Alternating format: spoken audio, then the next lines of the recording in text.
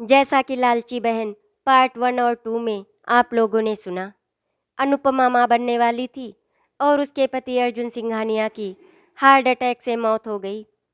अनुपमा की चचेरी बहन रिया बहुत ही लालची थी, वो उसी के पास रहती थी।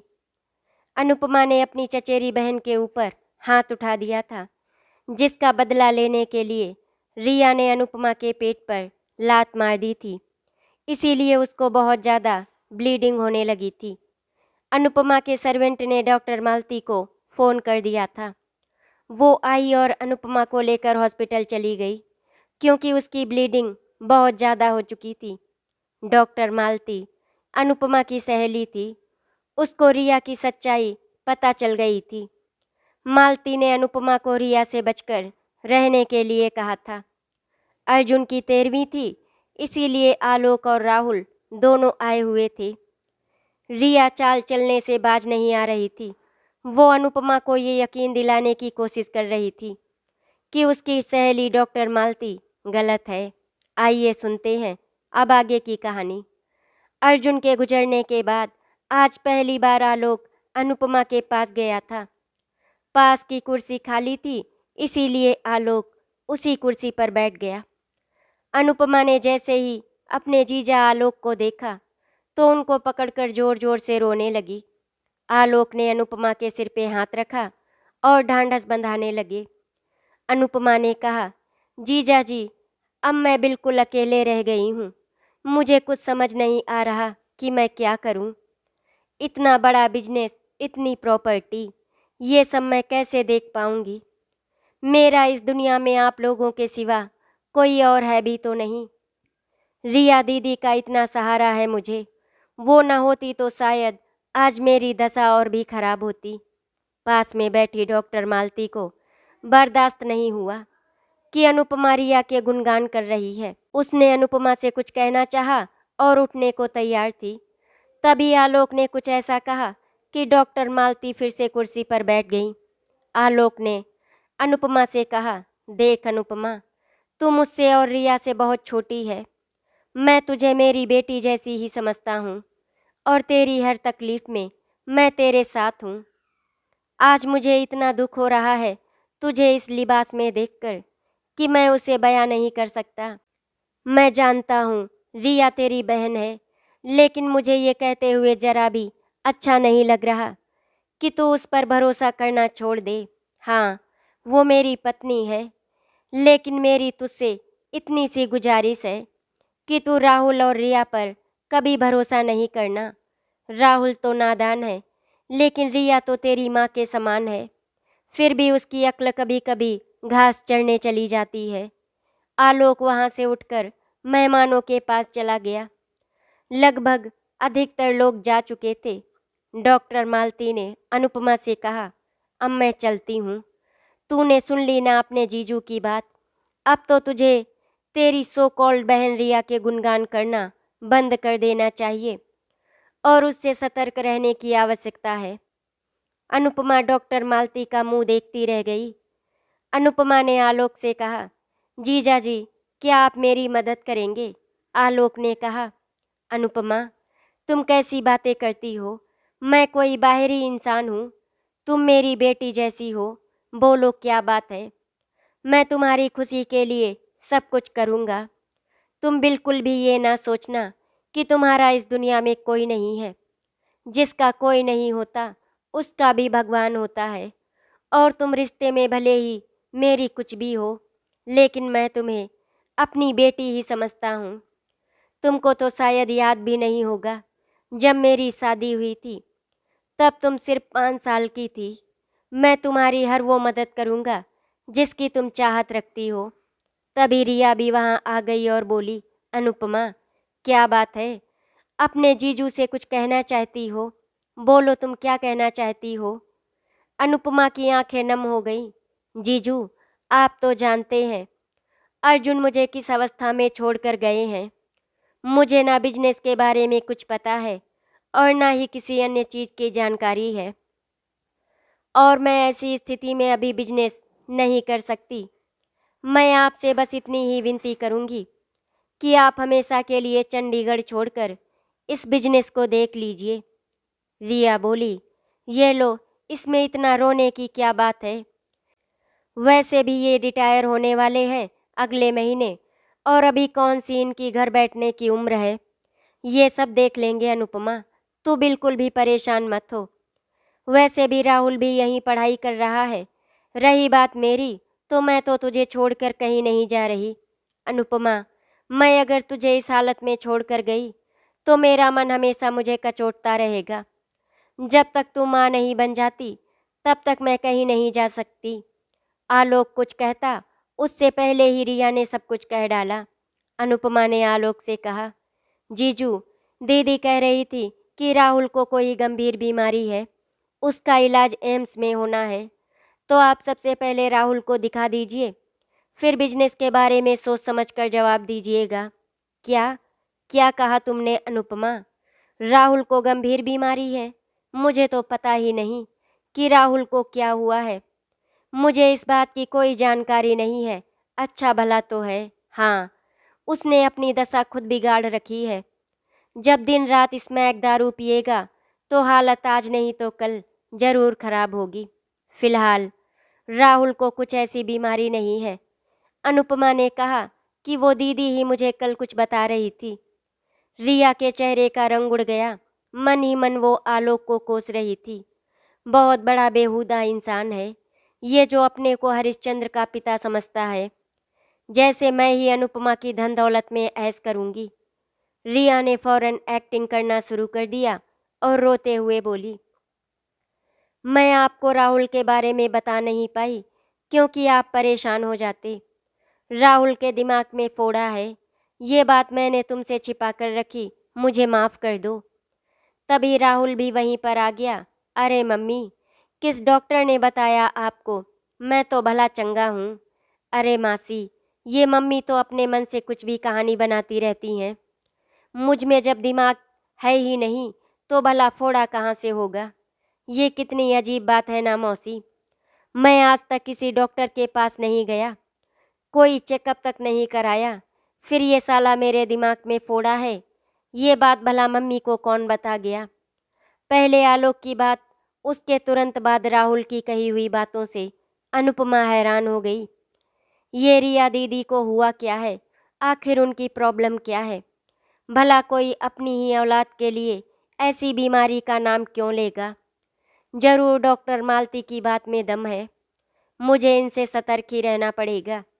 रिया ने राहुल से कहा, नालायक, जब से तेरे मौसाजी खत्म हुए हैं वो हर दिन मुझे सपने में कहते हैं कि दीदी आपका बेटा बहुत बीमार है, आप उसका इलाज कराओ, उसके दिमाग में ट्यूमर है। जस्ट शट अप रिया, बहुत हो गया, हद कर दी तुमने। ये क्या बकवास किए जा रही हो? मुझे तो लगता है राहुल तो ठीक है, पर तुम्हारे ही दिमाग को कुछ हो गया है। इतना कहने के बाद आलोक वहाँ से चला गया। अनुपमा ने खुद से कहा, वाकई में दीदी को कुछ हुआ है, इसीलिए वो इस तरह की बात कर रही है। अनुपमा ने अपनी दोस्त डॉक्टर मालती को फ़ोन पर बताया कि मैं आज रात सो नहीं पाई। तुम्हारी डेट के हिसाब से आज वो टाइम पूरा हो गया।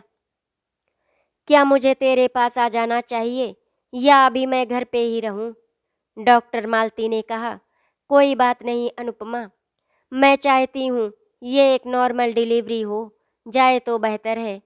तू बिल्कुल भी परेशान ना हो, मैं आज ही किसी समय तेरे पास आऊँगी। अगर मुझे कुछ लगा तो मैं तुझे अपने साथ ले आऊँगी, वरना 1-2 दिन का समय ले लेते हैं। अनुपमा बोली, ठीक है, मैं इंतज़ार करूँगी।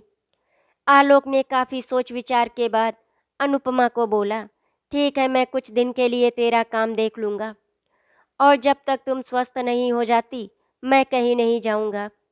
अनुपमा ने राहत की सांस ली और आलोक को सब कुछ सौंप दिया। घर में जितना पैसा था, जरूरी कागजात, और अपने मैनेजर को बुलाकर बोल दिया कि आज से मेरे जीजा जी ही सारा काम देखेंगे। जीजा ji, good luck and thank you so much. मैं कैसे कहूँ, आपने मेरी कितनी बड़ी समस्या हल कर दी। आलोक ने अनुपमा के सिर पर हाथ रखा और मुस्कुराकर बोला, बेटी का थैंक यू मैं स्वीकार नहीं करता। और सुन, ये जो तिजोरी की चाबी है इसको तू अपने पास रख। नहीं जीजा जी, इसको आप ही रखो। हो सकता है मुझे आजकल में एडमिट होना पड़े, क्योंकि मेरी डेट कल ही कंप्लीट हो गई है। आज मेरी डॉक्टर फ्रेंड मालती भी आ रही है। चेकअप के बाद ही वो डिसाइड करेगी कि मुझे साथ ही ले जाएगी या अभी घर पे ही रखेगी। जीजा जी 1 मिनट आप रुकिए। अनुपमा ने अपनी अलमारी खोली और जितना भी कैश अलमारी में रखा था उसे निकाल कर आलोक को दे दिया। अनुपमा ने कहा, मान लीजिए जीजा जी, आज मैं चली गई तो इनकी देख रेख कौन करेगा। वैसे तो रिया दीदी है ही, लेकिन आप सारा पैसा तिजोरी में ही रखो तो ज़्यादा ठीक है। आलोक ने मन ही मन सोचा, जिस रिया की तुम बात कर रही हो वो इसी पैसे पे तो घात लगाए है। तुम्हारा न जाने कितना पैसा इसमें से उड़ा चुकी है।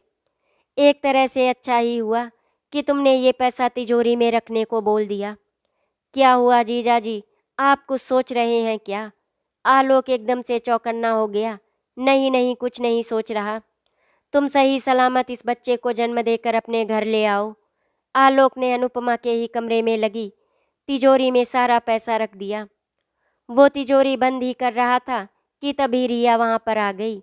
अरे आलोक, अनुपमा की तिजोरी तक भी पहुँच गए तुम तो। देखो, हर चीज़ का हिसाब किताब एकदम सही से रखना। तुम बहुत भुलक्कड़ हो। अगर तुम कहो तो चाबी मैं अपने पास रख लूँ। जब ज़रूरत हो तो मुझे बता देना। अनुपमा बोली, हाँ जीजा जी, अर्जुन भी तिजोरी की चाबी घर पे ही रख कर जाते थे। दीदी अगर कह रही हैं तो आप चाबी इनको दे सकते हैं। आलोक ने मन में सोचा, अब मैं तुमसे कैसे बताऊं कि तुम्हारी बहन तुम्हें चूना लगाने के लिए ही तो यहाँ पर आई है। अरे नहीं रिया, मैं इतना भी दिमाग से कमज़ोर नहीं हूँ कि चीज़ें भूल जाऊँ। तुम परेशान ना हो, मैं अपने पास ही चाबियाँ रखूँगा। रिया को मालूम था वो आलोक के हाथ से एक पैसा नहीं ले सकती। मन ही मन आलोक को कोस रही थी। तभी अनुपमा की सहेली आ गई। राहुल अपने कॉलेज के हॉस्टल की छत पर अपने कुछ दोस्तों के साथ दारू पी रहा था। कॉलेज के गेट पर तलाशी होती है, इसीलिए गार्ड की नज़रों के सामने कोई कुछ नहीं ले जा सकता था। राहुल और उसके दोस्तों ने एक नया तरीका अपनाया था। दारू की दुकान के पास ही एक रिक्शे वाला था, उसको 100 रुपये देकर फंसा लिया था। कॉलेज के पीछे सुनसान इलाका था और वो रिक्शे वाला दारू लेकर उधर ही आता था। राहुल और उसके दोस्त हॉस्टल की छत से बकेट रस्सी से लटका देते और वो उस बकेट में दारू रख देता। आज राहुल ने हद से ज़्यादा पी रखी थी। आज उसके दोस्त का जन्मदिन भी था, तो आज जन्मदिन की दावत राहुल की तरफ से ही थी। वैसे भी राहुल जब से अनुपमा के घर से आया था तब से उसके पास पैसों की कोई कमी नहीं थी। रिया ने करीब 1 लाख रुपया उसके बैग में रख दिए थे। राहुल से ये भी कहा, इसमें से तू 10,000 अलग कर लेना, बाकी बैग में ही रहने देना। जब चंडीगढ़ वापस चलेंगे तब ले चलेंगे। राहुल तो लगातार उन्हीं पैसों को खर्च कर रहा था। रात के 2 बज गए तो सभी दोस्त छत से नीचे आ रहे थे। राहुल का पैर लड़खड़ा गया और वो सीढ़ियों से लुढ़कता चला गया। राहुल के सिर से खून बह रहा था। दोस्तों ने उसको हिलाया तो राहुल बेहोश था। उसके सभी दोस्त घबरा गए और अपने अपने कमरे में चले गए। राहुल पूरी रात वहीं पर पड़ा रहा। सुबह जब स्वीपर आया तो उसने वार्डन को खबर दी कि किसी लड़के का मर्डर हो गया और लाश जीने में पड़ी है। कुछ ही देर में पूरे कॉलेज में हड़कंप मच गया। आनन फानन में एम्बुलेंस बुलाई गई। राहुल के सिर से खून काफ़ी निकल गया था। राहुल को उसी अस्पताल में ले जाया गया जिस अस्पताल में अनुपमा का इलाज चल रहा था। कल ही रात को तो अनुपमा की सहेली उसे अपने अस्पताल में लेकर आई थी। डॉक्टर ने अनुपमा से कहा, अब तू 1-2 दिन यहीं पर रह जा, हो सकता है तेरी नॉर्मल डिलीवरी भी हो जाए। अब वो दोनों बात ही कर रही थी कि एम्बुलेंस की आवाज़ आई तो डॉक्टर मालती अनुपमा के रूम से अपने कैबिन में आ गई। डॉक्टर राज ने राहुल को सीधे इमरजेंसी में भेज दिया। डॉक्टर ने कॉलेज के वार्डन से बोला, इसकी पुलिस रिपोर्ट करवाइए। वार्डन ने कहा, आप इसका इलाज शुरू करिए, मैं पुलिस को खबर कर देता हूँ। डॉक्टर राज ने राहुल का इलाज शुरू कर दिया। डॉक्टर ने कुछ टेस्ट करवाए। जैसे वो रिपोर्ट आई तो पता चला कि राहुल ड्रग्स अल्कोहल का आदी है। वार्डन ने पुलिस को भी बुलवा लिया था। पुलिस राहुल के होश में आने का इंतजार कर रही थी। 1 घंटे के बाद जब राहुल को होश आया तो वो अपने दोस्तों का नाम ले रहा था। वार्डन ने तुरंत हॉस्टल में फ़ोन करके राहुल के रूम पार्टनर को बुलवा लिया। राहुल के दोनों दोस्तों की हालत खराब थी कि कहीं वो लोग भी इस केस में न फंस जाएं। कॉलेज की वैन से उसके दोस्त जब अस्पताल पहुंचे तो पुलिस ने उनको बाहर ही रोक लिया।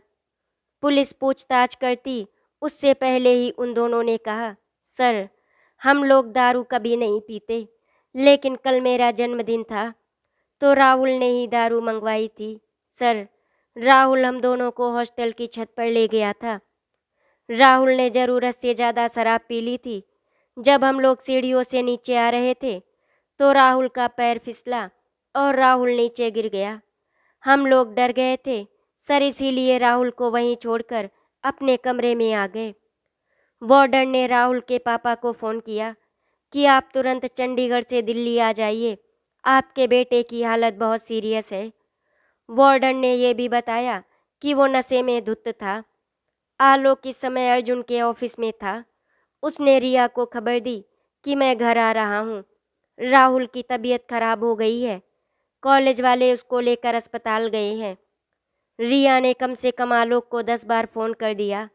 जब से आलोक ने उसको बताया था कि राहुल की तबीयत खराब है, तुम आ रहे हो या मैं अकेले ही राहुल के कॉलेज चली जाऊं? तुमने भी हद कर दी है आलोक। ये हमारे तुम्हारे बाप का बिजनेस नहीं है कि बेटे की तबीयत खराब है और तुम अभी वहीं ऑफिस में घुसे हुए हो। आलोक रास्ते में ही था। कुछ ही देर में वो घर पहुंच गया। रिया ने आलोक को अंदर भी नहीं घुसने दिया और जैसे ही आलोक की कार रुकी वो उसमें बैठ गई। क्या हुआ है मेरे बेटे को? रिया इस समय बहुत परेशान थी। तुम कुछ बोलते क्यों नहीं? अरे ड्राइवर, तुम ये किधर जा रहे हो? राहुल का कॉलेज नहीं मालूम है क्या तुमको? न जाने मुझे और राहुल को तुम कितनी बार लेने और छोड़ने गए हो। आलोक ने कहा, वो सही चल रहा है। राहुल कॉलेज में नहीं बल्कि अस्पताल में है। कॉलेज वालों ने उसे अस्पताल में भर्ती करा दिया है। लेकिन उसको हुआ क्या, ये भी तो मुझे बताओ। आलोक ने कहा, तुमने 3 दिन पहले ही अनुपमा से झूठ बोला था ना कि राहुल को कोई बीमारी है, उसको अस्पताल में दिखाना है। लो पहुंच गया अस्पताल। हद कर दी तुमने आलोक। ये समय ताने मारने का है। तुम बाप हो या कसाई? इतना कहते ही रिया रोने लगी। ये रोना धोना बंद करो। राहुल और उसके दोस्तों ने कॉलेज में शराब पी रखी थी और राहुल हॉस्टल की सीढ़ियों से नीचे गिर गया। उसको गहरी चोटें आई हैं और वार्डन उसको लेकर अस्पताल गया है। ड्राइवर ने ब्रेक लगाया और गाड़ी अस्पताल के सामने खड़ी कर दी। रिया ने बोला, ये कहाँ ले आए? यहाँ तो अनुपमा भर्ती है। क्या? आलोक ने अचंभित होकर पूछा। अनुपमा यहाँ एडमिट है। वार्डन ने तो यही अस्पताल बताया था। रिया ने कार का दरवाज़ा खोला और अस्पताल के अंदर रोती बिलखती पहुँच गई। सामने अनुपमा की सहेली मालती उसको खड़ी हुई मिली। डॉक्टर ने रिया से कहा, अभी अनुपमा ठीक है, आप इतना क्यों रो रही हैं? रिया ने बोला, नहीं, मैं अनुपमा के लिए नहीं रो रही, बल्कि मेरा बेटा राहुल यहाँ एडमिट है। तभी डॉक्टर राज भी वहाँ पर आ गए और बोले, राहुल के घर से कौन है? मैं हूँ राहुल की माँ। बताओ डॉक्टर, मेरे बेटे को क्या हुआ है? क्या हुआ है ये बाद में बात करिएगा, पहले इस फॉर्म पर अपने सिग्नेचर करिए। आलोक भी तब तक अंदर आ गया था। उसने डॉक्टर के कहने के मुताबिक फॉर्म पर दस्तखत कर दिया। अनुपमा की सहेली मालती अंदर चली गई। अनुपमा टहलते हुए बाहर निकली तो आलोक और रिया को देखा। जीजा जी आप? अरे रिया दीदी, आप भी आ गई? अरे मैं ठीक हूँ, आपको आने की क्या ज़रूरत थी? रिया ने दौड़कर अनुपमा को गले से लगाया और रोते हुए बोली, अनुपमा, राहुल यहाँ पर एडमिट है। अनुपमा बोली, ये आप क्या कह रही हो दीदी? तभी डॉक्टर आ गई। हाँ अनुपमा, ये सही कह रही हैं। इनका बेटा राहुल अभी अभी यहाँ पर एडमिट हुआ है। अनुपमा ने कहा, लेकिन उसको हुआ क्या है? डॉक्टर ने रिया की तरफ देखते हुए कहा, बताइए अनुपमा को कि आपके बेटे को क्या हुआ है। रिया ने नजरें नीचे कर ली। मैं बताती हूँ कि इनके बेटे को क्या हुआ है। डॉक्टर मालती ने अनुपमा की तरफ देखते हुए कहा, वो अपने कॉलेज की सीढ़ियों से गिर गया। उसने शराब पी रखी थी और वो सीढ़ियों से गिरता हुआ नीचे आ गया।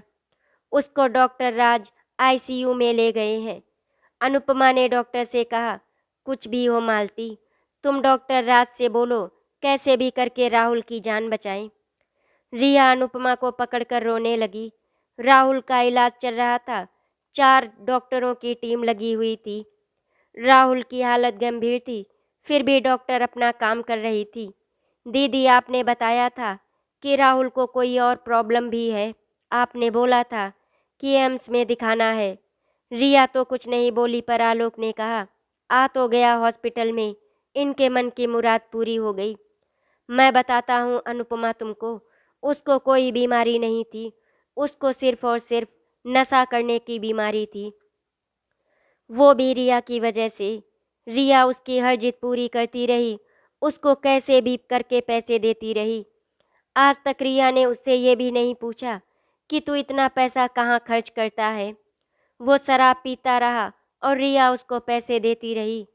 मैंने तो तभी कहा था कि रिया, राहुल की पढ़ाई चंडीगढ़ में ही कराते हैं, कम से कम रोज हमारे साथ तो रहेगा।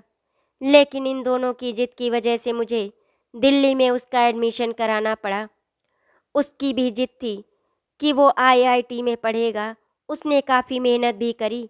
पहली बार जब वो आईआईटी में सेलेक्ट नहीं हुआ, तभी मैंने कहा था कि चंडीगढ़ यूनिवर्सिटी में इसका दाखिला करा देते हैं। तब रिया बोली, नहीं, 1 साल और ट्राई कर लेगा। अगले साल जब वो आईआईटी में आ गया, तब भी मुझे कोई खास खुशी नहीं हुई थी, क्योंकि मैं जानता था कि कुछ ऐसा ही होने वाला है जो आज हुआ।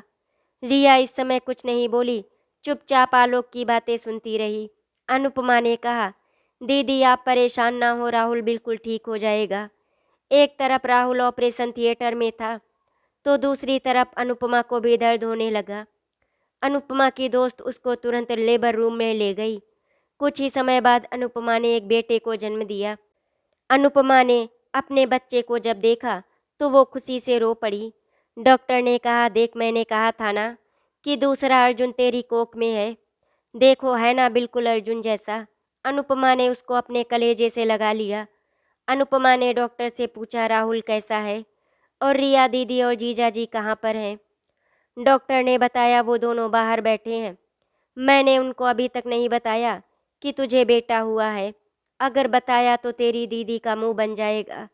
अनुपमा बोली, अरे यार, कोई बात नहीं, मेरे साथ भगवान है ना, तू उन लोगों को बता दे कि बेटा हुआ है। लेकिन मालती, तूने ये नहीं बताया कि राहुल की तबीयत कैसी है। देख अनुपमा, मैं तुमको सच बताऊं तो राहुल की हालत ठीक नहीं है। उसको वेंटिलेटर पर रखा है। मुझे नहीं लगता कि वो जिंदा रह पाएगा। हाँ, अगर वो पहले यहाँ आ जाता तो कुछ किया जा सकता था, लेकिन गिरने के 5 घंटे बाद उसको यहाँ पर लाया गया। मैं तो उसी समय समझ गई थी कि ये एक जिंदा लाश है, लेकिन डॉक्टर राज ने पूरी कोशिश कर ली। यहाँ तक कि उसने अपने और भी डॉक्टर दोस्तों को बुला लिया था, लेकिन कोई फ़ायदा नहीं हुआ। जैसे ही उसको वेंटिलेटर से हटाएंगे वैसे ही वो। अनुपमा बोली, नहीं डॉक्टर, ऐसा नहीं बोलो। तुम ऐसा करो, रिया दीदी को मेरे पास भेजो। उसको राहुल के बारे में कुछ ना बताना। डॉक्टर ने अनुपमा को रूम में शिफ्ट कर दिया। रिया और आलोक इस समय अनुपमा के कमरे में थे। आलोक ने अनुपमा को बधाई दी और रिया अपने में ही परेशान थी। अपने राहुल की पीड़ा उसके दिल में उतर गई थी। उसको कोई फर्क नहीं पड़ रहा था कि अनुपमा को बेटा हुआ है या बेटी। अनुपमा ने रिया को आवाज़ लगाई, दीदी इधर तो आओ, देखो ये छोटा राहुल आ गया है।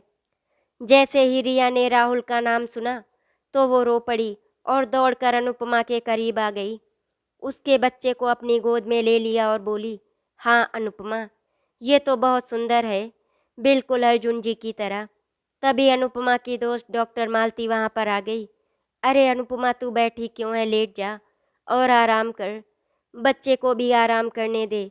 रिया ने बच्चा अनुपमा की गोद में दे दिया और डॉक्टर से कहने लगी, डॉक्टर मेरा बेटा राहुल कैसा है? अनुपमा ने डॉक्टर को इशारे से कहा कि बोल दे कि पहले से ठीक है, लेकिन डॉक्टर ने ऐसा कुछ भी नहीं कहा। वो रिया से बोली, अभी भी उसकी हालत नाजुक बनी हुई है। मैं डॉक्टर राज से बात करके आपको बताती हूँ। उसको यहाँ तक लाने में 5 घंटे से ज़्यादा लगा दिए गए। उसका सारा खून तो वहीं पर निकल गया था। लेकिन आप चिंता ना करिए, अभी राज आ रहे होंगे, वो ही राहुल की बेहतर जानकारी आपको दे पाएंगे। वैसे मैं आपको इतना ही बता सकती हूँ कि राहुल वेंटिलेटर पर रखा गया है। रिया ने डॉक्टर मालती के हाथ जोड़े और पैर पकड़ के रोने लगी। मेरे बेटे को बचा लो, मेरे राहुल को बचा लो। मैं जानती हूँ कि मैं बहुत बुरी हूँ। मैंने झूठ बोला था अनुपमा से कि मेरा राहुल बीमार है। वो बीमार नहीं था। जिस दिन अनुपमा अर्जुन के जाने के बाद घर आई, वो तो अनुपमा के कमरे में कान में लीड लगाकर गाने सुन रहा था, मस्ती में झूम रहा था। अनुपमा ने उसको देख लिया। अनुपमा को बुरा ना लगे, इसीलिए मैंने अनुपमा को बोल दिया था कि राहुल बीमार है, इसीलिए म्यूजिक सुनकर अपने आप को खुश रखता है। अनुपमा सब कुछ सुनती रही, फिर भी उसको बुरा नहीं लगा। उसने रिया से कहा, इधर आइए दीदी, कोई बात नहीं, आप माँ हैं, आपको पूरा हक है अपने बेटे की बुराइयों को ढकने का। आप परेशान ना हो, राहुल बिल्कुल ठीक हो जाएगा। रिया अनुपमा के पास आई और उसके दोनों हाथ पकड़ लिए और बोली, अनुपमा मुझे माफ़ कर दे, मैंने तेरे साथ भी कुछ अच्छा नहीं किया। ये बात तेरी सहेली डॉक्टर जानती है। डॉक्टर ने अनुपमा की तरफ और अनुपमा ने डॉक्टर की तरफ देखा, मानो डॉक्टर अनुपमा से आंखों ही आंखों में कह रही हूँ कि देखा अनुपमा, वो बिछिया इसी की थी, इसी ने तेरे पेट में लात मारी थी। रिया बोली, हाँ अनुपमा, डॉक्टर ने तुझे पता नहीं वो बात बताई है कि नहीं, लेकिन मैं तुमसे कहती हूँ कि मैं तेरी गुनाहगार हूँ। अनुपमा और रिया दोनों रोती रहीं। डॉक्टर वहाँ से चली गई। आलोक ने कहा, अब रोने का क्या फ़ायदा, जो तुमने किया उसकी सज़ा तुम्हें मिल रही है। तुमने अनुपमा के और उसके बच्चे के लिए बुरा सोचा, अब तुम्हारे साथ और तुम्हारे बेटे के साथ उससे भी बुरा हो रहा है। तुम माँ होकर भी माँ का दर्द नहीं समझ पाई, और अनुपमा माँ नहीं बनी थी तब भी तुम्हारा दर्द समझती थी। जीजा जी प्लीज़, अब आप रिया दीदी से कुछ ना कहिए, वो इस समय बहुत तकलीफ़ में है। बस भगवान से प्रार्थना करिए कि राहुल जल्दी से ठीक हो जाए। अब तो देखिए जीजा जी, रिया दीदी को 2 बेटों की माँ है। दीदी की गोद में बड़ा राहुल और मेरी गोद में ये छोटा राहुल। रिया और तेज तेज से रोने लगी। मुझे माफ़ कर दे अनुपमा, मैं तेरी गुनहगार हूँ। मेरी नज़र तेरे पैसे पर भी थी। मैंने सोचा था कि राहुल दिल्ली में पढ़ेगा तो उसे तेरे घर पर ही छोड़ दूंगी, और अगर नहीं भी पढ़ पाया तो अपने मौसा जी के साथ मिलकर उनका बिजनेस संभालेगा। लेकिन अब अर्जुन जी भी। अनुपमा बोली, आप शांत हो जाओ दीदी, अब तो सही में राहुल और जीजा जी ही अर्जुन का बिजनेस आगे ले जाएंगे। मैं और आप मिलकर इस छोटे राहुल की देखभाल करेंगे। रिया ने कहा, तू कितनी अच्छी सोच वाली है अनुपमा, और मेरी सोच कितनी घटिया थी। मुझे खुद से घृणा हो रही है, मैं कितनी स्वार्थी बन गई थी अपने और राहुल को लेकर। डॉक्टर राज ने आलोक को बाहर बुलाया तो रिया भी उसके पीछे दौड़ कर आ गई। आलोक जी, मुझे कहते हुए अच्छा नहीं लग रहा कि अब आपका बेटा इस दुनिया में नहीं रहा। हम सब ने मिलकर बहुत कोशिश की, लेकिन राहुल को बचा नहीं पाए। नहीं नहीं, ऐसा नहीं बोलो डॉक्टर, ये नहीं हो सकता। मेरा राहुल मर ही नहीं सकता। उसने मुझसे कहा था कि वो इंजीनियर बनकर ही चंडीगढ़ वापस आएगा। रिया आलोक को पकड़कर बोली, अंदर से लेकर आओ मेरे राहुल को, जाओ तुम यहाँ पर क्यों खड़े हो? वो मरा नहीं है, वो मर ही नहीं सकता। तुम उसको बाहर लेकर आओ। आलोक, उसको बाहर लेकर आओ। रिया की चीत्कार से पूरा अस्पताल थर्रा गया। अनुपमा ने जब रिया की चीख पुकार अपने कानों से सुनी तो वो अपने बच्चे को छोड़कर बाहर आ गई। रिया पछाड़ मार मार कर रो रही थी। वार्ड बॉय राहुल के शव को स्ट्रेचर पर रखकर बाहर ला रहे थे। रिया ने जब देखा उसके सामने उसके जवान बेटे की लाश पड़ी है तो वो गस खाकर गिर पड़ी। रिया को बार बार होश आता और बार बार बेहोश हो जाती। वो जमीन से खड़ी हो गई, स्ट्रेचर पर राहुल के शव से एक बार फिर लिपट गई। उठ राहुल उठ, इतना तो तू कभी नहीं सोता जितना आज तुझे नींद आ रही है। उठ जा, नहीं तो मैं तुझे थप्पड़ों से मारूंगी। रिया ने राहुल के शव को कई बार हिलाया और उसके गाल पर थप्पड़ मारने लगी। अनुपमा ये सब देखकर दूर खड़ी होकर खूब रो रही थी। आज उसको वो दिन याद आ गया जब उसके सामने अर्जुन का शव पड़ा था। वो थोड़ा आगे बढ़ी और रिया को पकड़ लिया। रिया ने कहा, अनुपमा तू ही जगह इस नालायक को, उठता ही नहीं है ये तो। राहुल देख तेरी अनुपमा मौसी तुझे जगा रही है, अरे अब तो उठ जा।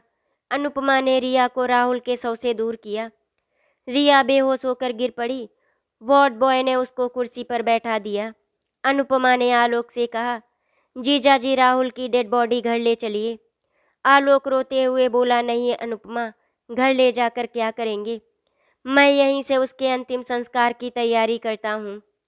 आलोक का कलेजा फट गया जब उसने ये बात कही। अनुपमा ने अपनी दोस्त डॉक्टर मालती से कहा, राहुल का अंतिम संस्कार तुम लोगों की मदद से ही हो पाएगा। बेचारे जीजाजी कहाँ इसको लेकर घूमेंगे। डॉक्टर राज ने डेड बॉडी को वैन में रखवाया और पोस्टमार्टम के लिए भेज दिया। आलोक भी उसी वैन में बैठ गया। रिया को वार्ड बॉय ने उठाया और बोला, उठिए आपका बेटा चला गया। वार्ड बॉय के गाल पर अनुपमा ने जोरदार तमाचा मार दिया और उसको धकेलकर वैन के पीछे दौड़ पड़ी। अस्पताल के स्टाफ ने रिया को संभाला। अनुपमा ने रिया के सिर पर हाथ फेरते हुए कहा, उठो दीदी उठो और मेरे साथ मेरे कमरे में चलो। रिया सुबकती हुई उसके साथ चल दी। अनुपमा की सहेली मालती और डॉक्टर राज और अस्पताल का पूरा स्टाफ और न जाने कितने मरीजों के तीमारदार वहाँ पर खड़े थे। अनुपमा ने अपने 4 घंटे पहले जन्मे बच्चे को गोद में उठाया और रिया की गोद में देते हुए बोली, दीदी कौन कहता है राहुल मर गया। ये पकड़ो अपने राहुल को अपनी गोद में। अब कभी ऐसा मत कहना कि राहुल मर गया। अरे राहुल तो अभी पैदा हुआ है, अब आप ही इसे बड़ा करो और इसकी देख रेख करो। आज से आप ही इसकी माँ हो और मैं इसकी माँ जैसी, यानी कि मासी। जितने लोग भी वहाँ खड़े थे सबकी आंखें नम हो गईं। रिया ने गोद में रखे बच्चे को खूब चूमा और अपने कलेजे से लगा लिया। अपने जवान बच्चे को खोना किसी माँ के लिए बहुत दुखदाई होता है। राहुल को भूलना रिया के लिए आसान नहीं था। धीरे धीरे करके समय गुजरता जा रहा था। राहुल की सारी जिम्मेदारी रिया बहुत अच्छी तरह से निभा रही थी। राहुल एक नहीं बल्कि 2 माँओं के बीच पड़ रहा था और अपनी बड़ी माँ का तो वो बहुत ही लाडला था। राहुल अनुपमा को माँ और रिया को बड़ी माँ कहता था। रिया के अंदर जितनी भी चालाकियाँ भरी थी राहुल के चले जाने से सब खत्म हो गई थी। अब वो बहुत ही अच्छी औरत बन गई थी। जो फ़र्ज वो पहले लालच में अंधी होकर निभा रही थी अब वो बिना लालच के निभा रही थी। आलोक ने बिजनेस को बहुत अच्छी तरह से संभाल लिया था। धीरे धीरे करके राहुल आज 10 साल का हो गया। वो अपने पापा अर्जुन की तरह बहुत ही शांत स्वभाव का था। एक दिन आलोक ने अनुपमा से कहा, राहुल को रिया देख लेगी, अब तुम मेरी बिजनेस में मदद कर दो क्योंकि मैं अकेले बिजनेस संभाल कर बहुत थक गया हूँ। तभी अनुपमा ने कहा, मुझे माफ़ कर दीजिए जीजा जी, मैंने काम का सारा बोझ आपके कंधों पर डाल दिया। तो रिया ने कहा, हाँ अनुपमा, तुम्हारे जीजा जी सही कह रहे हैं, अब तुम अपने जीजा जी के साथ ऑफिस जाना शुरू कर दो। आखिर कब तक वो अकेले पूरे बिजनेस को संभालेंगे।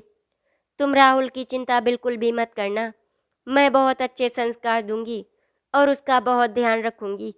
जो गलती मैंने पहले की अब वो मैं राहुल के साथ कभी नहीं दोहराऊंगी। मैं राहुल को बिल्कुल उसके पापा अर्जुन की तरह बनाऊंगी। रिया दीदी के मुंह से इतना सुनने के बाद अनुपमा के चेहरे पर मुस्कान आ गई और उसने कहा, ठीक है दीदी, मैं कल से जीजा जी के साथ ऑफिस जाना शुरू कर दूंगी। और फिर अनुपमा ने अगले दिन से ऑफिस जाना शुरू कर दिया। बहुत समय के बाद अपने स्टाफ से मिलकर अनुपमा बहुत खुश थी और ऑफिस का स्टाफ भी अनुपमा को देखकर बहुत खुश था। वैसे वहाँ पर आलोक से भी सब बहुत प्यार करने लगे थे, क्योंकि आलोक सबके साथ बहुत अच्छा व्यवहार करता था।